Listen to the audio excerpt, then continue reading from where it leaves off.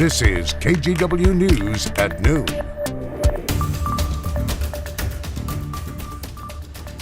We'll focus on the true aim of our work, keeping people in permanent housing once they get there. This is a critical indicator of stabilization for people once living on the street and working towards a better life. Multnomah County and the city of Portland released another plan today to address the city's homeless crisis. The joint plan includes some specific goals to reach here over the next 2 years.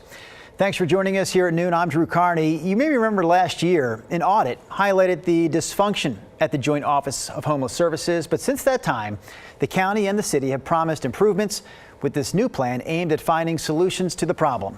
So there are short-term and long-term goals in this plan that include sheltering or housing nearly 2,700 people by the end of next year, adding 1,000 shelter beds in the next 2 years, providing housing and health resources through a new community sheltering strategy, opening up hundreds of behavioral health beds, and also opening up a drop-off sobering center. I'm happy to share that for the first time, the plan provides a unified strategy that not only sets very specific, achievable goals, but also covers critical areas previously neglected. The public gets to weigh in on this plan later this month, and the city and county will release the final draft of the plan by the end of April. 2 people are dead in what Scappoose police are calling a double homicide. Details are limited right now, but we do know it happened just before 10 o'clock last night on Southwest Linden and Sequoia. The only thing we know about the victims is that they were both killed with a weapon. We also know the suspect is in custody. We'll share any new information about this story as soon as we get it. Meanwhile, the teenager who was wanted in connection with the deadly shooting last week at a Salem park turned himself in to police. Salem police say 16-year-old Nathaniel McCrae Jr. killed 16-year-old Jose Vasquez Valenzuela, and he also injured 2 other teens. It all happened in the middle of the day last Thursday afternoon at Bush's Pasture Park. McCrae faces multiple charges, including murder. The National Transportation Safety Board is working to figure out what caused a plane to crash in Central Oregon. So this happened last night around 7:40. This plane took off from the Aurora Airport on its way to Idaho, but crashed about 5 miles southeast of Madras. It also hit a wire above a power transmission line, causing a power outage. We don't know how many people were on board the plane, but we know that no one on board survived. We have 2 updates to share this afternoon about the investigation into the door plug blowout that happened during an Alaska Airlines flight that took off from Portland back in early January. The first update comes from Boeing officials who say they can't find any documentation related to the installation or removal of that door plug on Alaska Flight 1282, even though Boeing's policies require that crews document all work on its aircraft. The NTSB requested the documents as part of their investigation, but Boeing says it can't give them those documents because they don't exist. It's a horrible answer. And when I read that, I was shocked that, one, they don't have the documentation. They're required to have that documentation. And if not, then we're talking about a much deeper problem of procedural compliance. The second update comes from the Department of Justice, which just opened up a criminal investigation into the blowout. The DOJ is getting in touch with people who were on board the plane when it happened.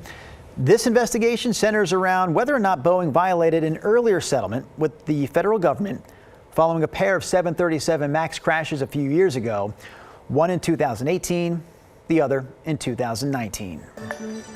All right, quick break from the headlines here to check in with Rod Hill in the Weather Center. Rod, I know we're looking at some real stormy weather coming up this afternoon. Yeah, this is a weather day that started off pretty quiet, not much wind this morning, and really just a few showers no matter where you were. The weather engine is going to get revved up as we go into this afternoon and especially into early evening. Here you can see the front. You can see there is a push of colder weather coming in behind us. Snow levels that are around 4,000 feet right now could get as low as 2,000 or at least down to 2,500 feet into tomorrow morning.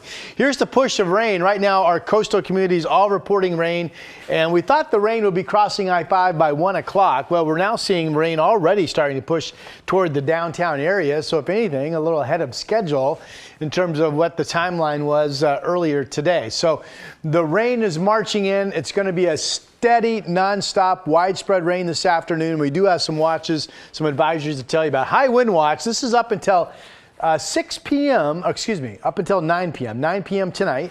So later today, there could be 50 to 60 mile per hour south winds along the coast. And then the snow advisory, this one is up through the day tomorrow. Those snow levels dropping tonight, and it will be pretty much, I think, close to winter storm conditions up there at least tomorrow morning for the Cascades. We're seeing breezy southwest winds right now statewide up to about 24 miles per hour. That was Cannon Beach Live. 18-foot seas building this afternoon. Cloudy in downtown Portland. The rain starting to pick up. The rain will be here along with gusty valley winds, which we'll talk more about coming up on my complete forecast. Drew? All right, Ron, that's about 10 minutes from now. We look forward to that. Back to some news headlines now this afternoon. A North Portland record store is closed today after someone broke into the shop over the weekend.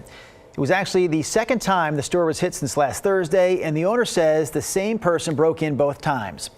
Vinyl Resting Place is the name of this store on North Lombard in the St. John's neighborhood. So during the first break-in last Thursday, the owner says the suspect stole a cash register that had about $5,000 in it. Then on early Sunday morning, the store was hit again. This time, the owner says his records were damaged and they were covered in glass. And the suspect, he says, also made off with an office computer. Police were able to arrest the suspect, but the owner, Steve Cook, says he's still out thousands of dollars. That was huge. That wasn't even actually my money. I had sold that stuff on consignment for somebody else, which was the hard part, was telling them that, you know, not only was I burglarized, but I lost your money. Cook says he is aiming to reopen the store by this Wednesday. He already had a new record listening event planned for that day at the shop. All right, next up this afternoon, eyewitness video that shows the fire that ripped through this used car lot in southeast Portland over the weekend. Portland Fire and Rescue says firefighters arrived at Bob's Auto Sales off Southeast 82nd and Ramona just after 8 o'clock Saturday morning. The witness we spoke to says this fire spread really fast. And then it went from a little bit of smoke to just engulfed within, I would say, 2 minutes. It was engulfed in flames. Yeah, it spread fast. It caused a lot of damage. You can see right there. But once firefighters got on scene, they put it out in about 15 minutes and were told that no one was hurt. Big changes are coming to Portland's Rose Quarter area and the city's Albina neighborhood thanks to almost $500 million in federal funding. It'll go towards a project that will reconnect the upper and lower parts of the neighborhood. KGW's Ashley Grams has the details. When you drive through Portland on I-5, you're crossing through the Albina neighborhood. You have I-5, which was dug right here like a trench through all of these homes. In the 1960s and 70s, I-5 tore through this historically black neighborhood, displacing families and splitting Albina in half. We don't just want it to be lower Albina. The dream would be to reconnect Albina through a construction of a highway cover. Now that dream is a possibility.